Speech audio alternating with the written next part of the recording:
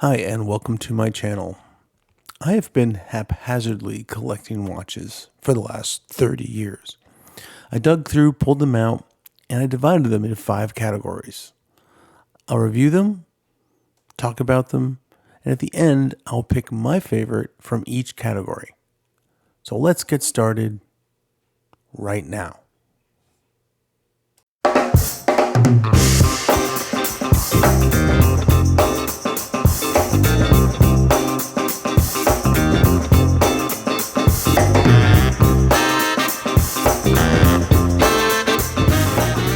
Here we are. We're going to look at some watches today. The first watch is a 1935 Hamilton Wadsworth Drake. There's a better look at it right here. And this watch, there's the front of it, there's the back, there's the insides, and my grandfather wore this watch regularly. And it's kind of one of the most precious watches in my collection, just because I remember him wearing it and talked about it very fondly. I received it many years ago after he passed away. Let's show you how it looks on my wrist, like that, to give you a comparison. Smartwatch next to it, you'll notice pretty small, but that was the fashion back then. Super light, super beautiful inside as well. Combination of 14 and 18 karat gold. So that's the first one. Second one is made by Gruen, made in 1927. This watch here was my grandmother's watch, and made in 1927. Mildred Bryant wore this watch. Here's the front, here's the back, here's the sides, inside the case. And Gruen was a Swiss company, widely known as makers of precision timepieces. I'll read part of the advertisement here. It takes a tradition of patient workmanship passed down from father to son since the 16th and 17th centuries and kept alive today by a modern guild of watchmakers. The cost of this watch back in 1927 was about $50. The equivalent of about $900 today. And as you'll notice here, this is the Banford, very small wrist. Put this on my wrist and put my smartwatch next to it so you could see. Okay. All right, that's number 2. Watch number 3, it's a very interesting one. The need for accurate watches or timepieces was born from the 1891 Ohio train wreck, which necessitated production of high accuracy watches. Hamilton got in the game in 1909 and produced this. This is called the Keystone Pocket Watch. You'll notice it's missing. Turn around this way. You notice it's missing a few hands and also the cover plate, but oddly enough, or amazingly enough, it does actually work. So this watch sold for about $60 back in 1934, and that's equivalent to about $1,300 today. And you notice it still runs. And you can see the inside of the watch, the back plate of the watch, and the inscription inside there. But beautiful watch on the inside, solid, feels really good in your hand. Needs obviously some restoration.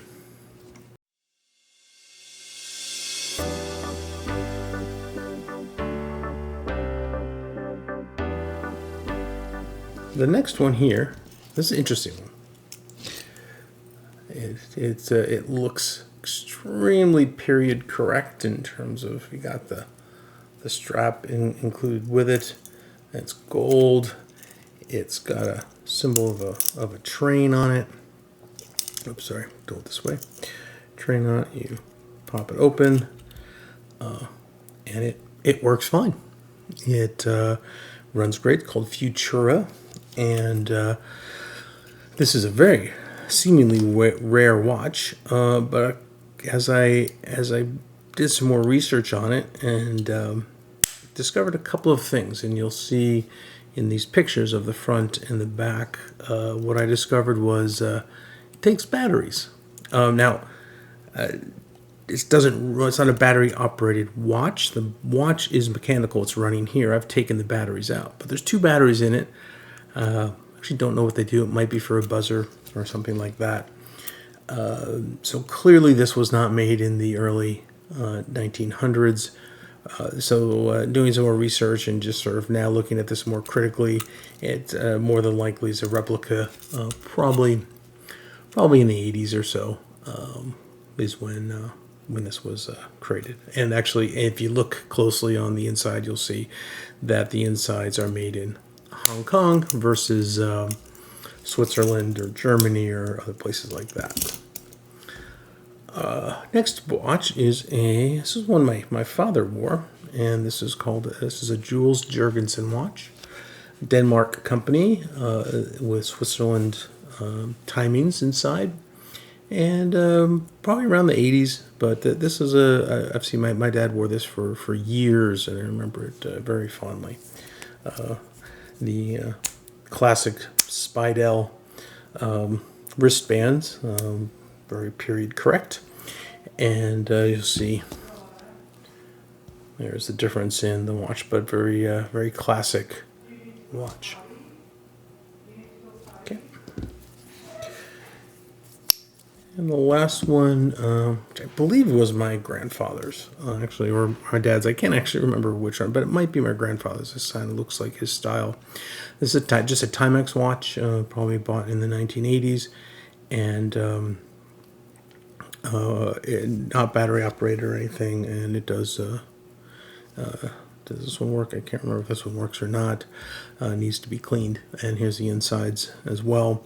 Kind of a more traditional standard watch we might see today. Here's the difference in size. Okay. Next up, we'll move to the next segment of watches. So this is what we have for this segment here. These watches. Let's call these the vintage classic watches.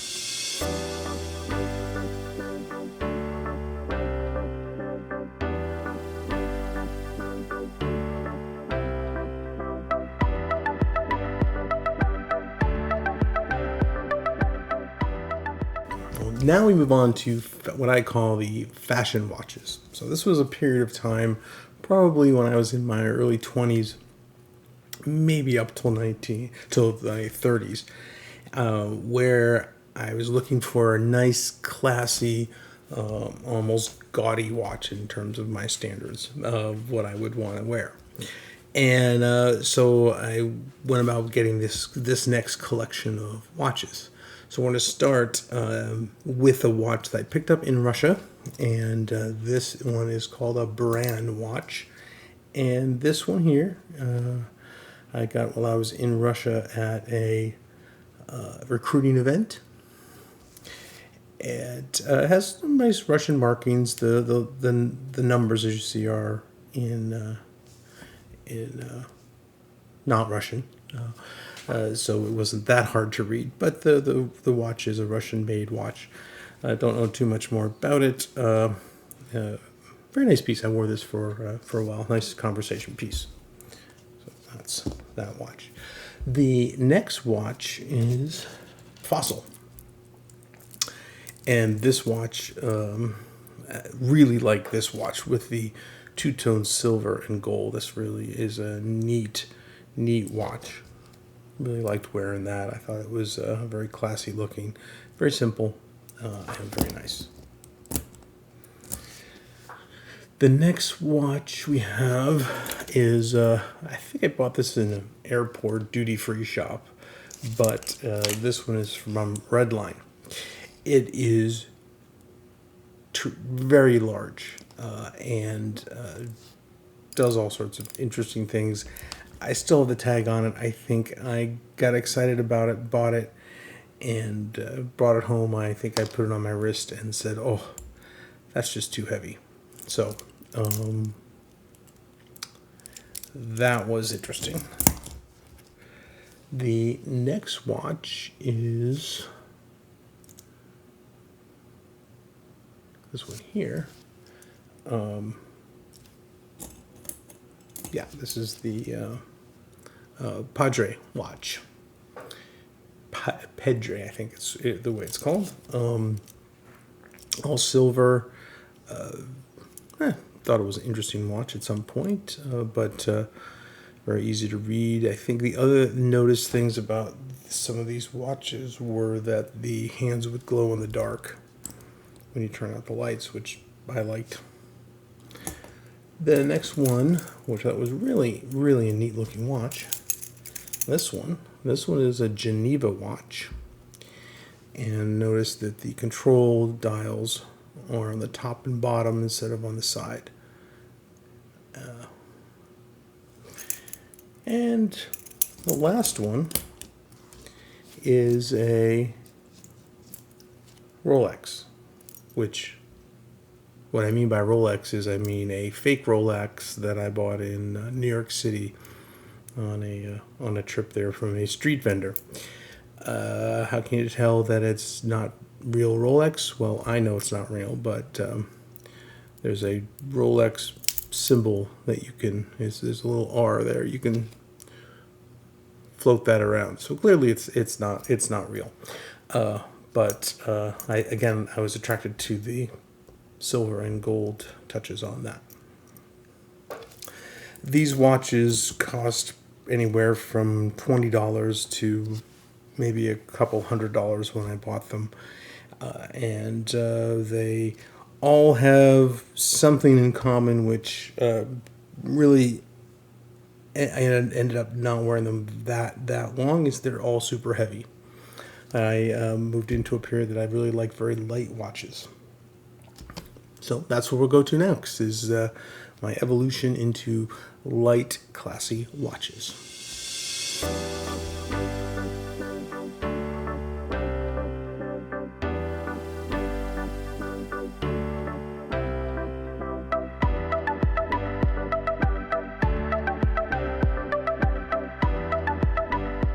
Three watches, which I think I wore quite a lot because I was moving into the world of wanting very thin, very light, but still very classy watches, and I was willing to pay some money for them.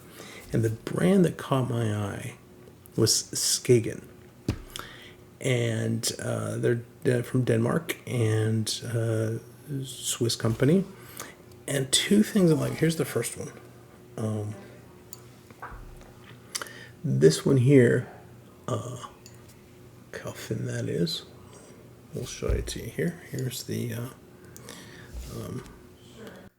watch. And very thin watch. The band super thin, and really just caught my eye. Very simplistic design, and I think I wore this one quite a lot. So much so that they aren't a lot of watches during this time, probably a 3 to 4 year time where I wore them, and that's what the watch looks like when it's on my wrist. So I thought that was great. Not to be outdone, then I moved to this watch, which is those black and gold. And it just looks stunning with almost carbon fiber looking on the inside. This one, I believe, still runs occasionally. And again, super thin. These are obviously battery operated watches. And and that's the way it looks. And compare that to a modern smartwatch, other than the thickness, uh, about the same size. Really like that one. The next one that I got is this is a Movado watch, and this watch still kind of thin, not really, but just very classic. And well, it's a Movado. They're known for really expensive, well-made watches. This, unfortunately, is not one of those. This, again, is a New York City vendor imitation watch. But wore that for a little while. Still, I think it looks great. Now, the next realm of watches that we're going to go into are going to be the gift watches, commemorative watches, and maybe one specialty watch. I'll show you those in a minute. These were collected. Well, we'll get to that. We'll get to that next.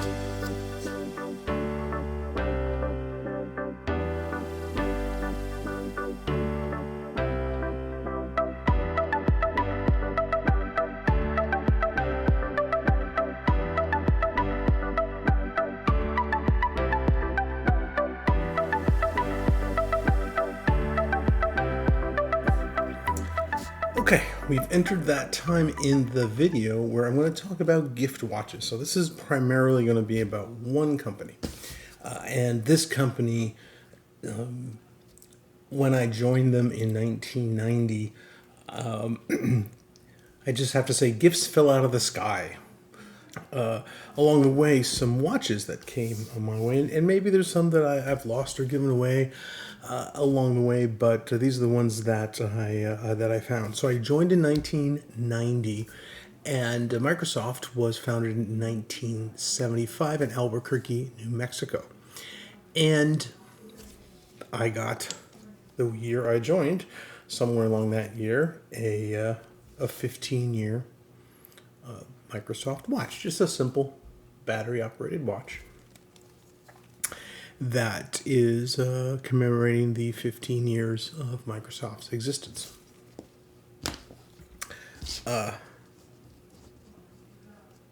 Then 5 years later,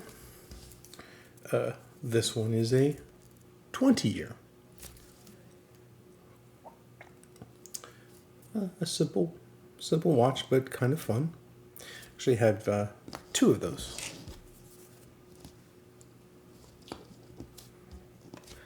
And next up, a Windows watch. I don't remember the story behind this, but I have a feeling it was part of either a promotion or something that you got at our company store. It might have been one of those things that were available at the company store, which we didn't have one for a long time. It wasn't until in the early 90s that we had a company store. So maybe one of the branded watches that came at the company store. Interesting with the see-through plastic band. I don't think I wore that one a lot. Next one, which I picked up and I thought, oh, this is really cool because it kind of looks like a smartwatch. And let me show you the last one. Sorry. Oh, there's the last one. This one kind of looks like a smartwatch. So you have Windows, and I thought, oh, I should start wearing that today. Yeah, relatively thin, very nice little simple watch, and says Windows on it. Actually, very pretty. And then I thought, well, I could probably take my smartwatch and put the Windows background on it and get the same effect. Then two others. This one here. It says Seattle Junior Hockey. I coached for upwards of 20 years for Seattle Junior Hockey. And they had an auction every year, and they had some of these made up as part of the auction to raise money for the association. They had gold and black, kind of looks like the Movado a little bit, with the logo in the middle. I thought that was kind of nice. And then I said there was a bonus one earlier. This doesn't have a band on it, but this is a Goofy watch. And the Goofy watch, and look at the numbers, it's backwards. And in fact, it runs backwards. It's hard for me to demonstrate that here. It'll take a long time, but it will run backwards. So you set the time just as you would the numbers, but the numbers are in reverse. The hands will turn counterclockwise, and kind of a neat piece. What's interesting about it is that I didn't do extensive research on how much every single one of these watches might be worth if I sold it. But the Goofy watch consistently actually has a pretty good resale value, which I was surprised to see, somewhere in the $150 to $200 range for one in good condition working, which I think this one probably fits that description if I got a band for it. So those are my commemorative watches that I have got. Now the last category is going to be my smartwatch collection. And we'll get into that next.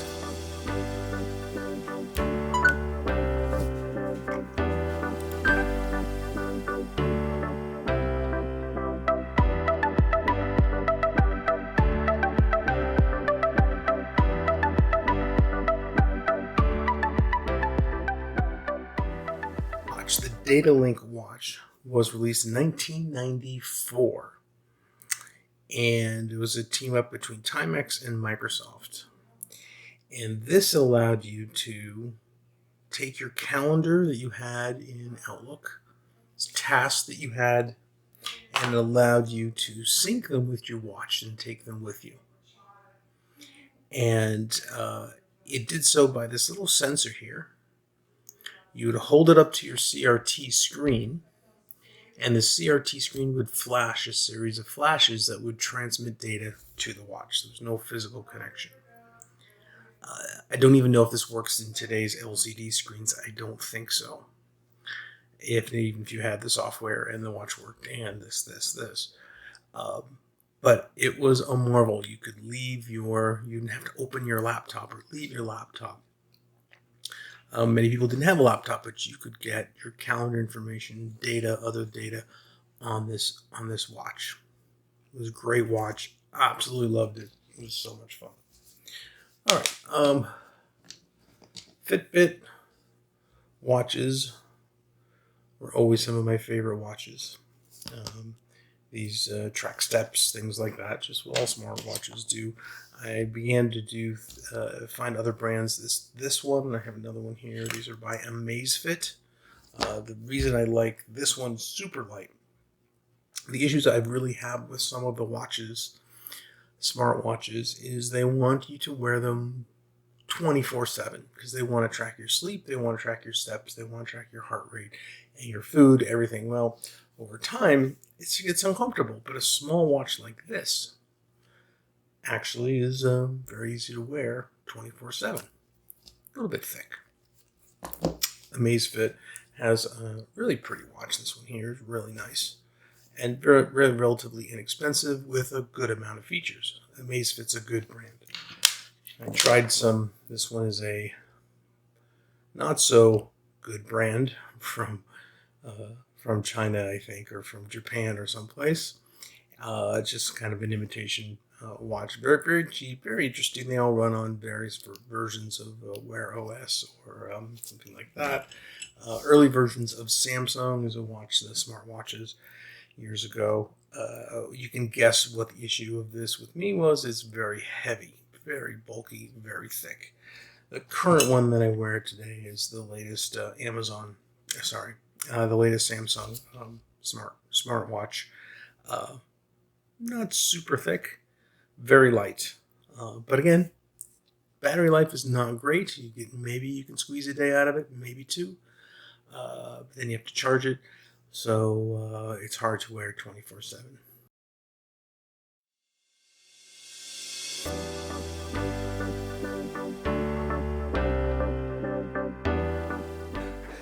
Well, welcome to the end. And if you've managed to stay there this long, I bet you're excited to know which are my top 5 picks, one from each category. So, first, from the vintage category, probably no surprise, I'm going to go with my grandfather's Hamilton watch.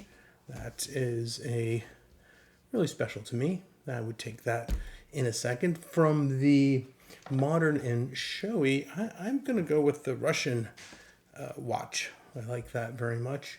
It's a good weight to it, neat features, and neat timepiece to talk about. From the slim and light, I'm going to go with the Skagen watch here, the one with the gold and black. I like that a lot. From the limited edition, this one just looks real nice. This one here, I think this is a cool retro look with a modern touch on it with the Windows 95 logo. And finally, for the smartwatch, I'm going to go with the one that I'm currently wearing now, which is the Samsung latest smartwatch. The trade-off in battery life for the features that I get and convenience is worth it at the moment, but I'm always looking. So with that, I want to thank you for watching. Click subscribe, click like, post a comment. Love to hear from you. See you soon.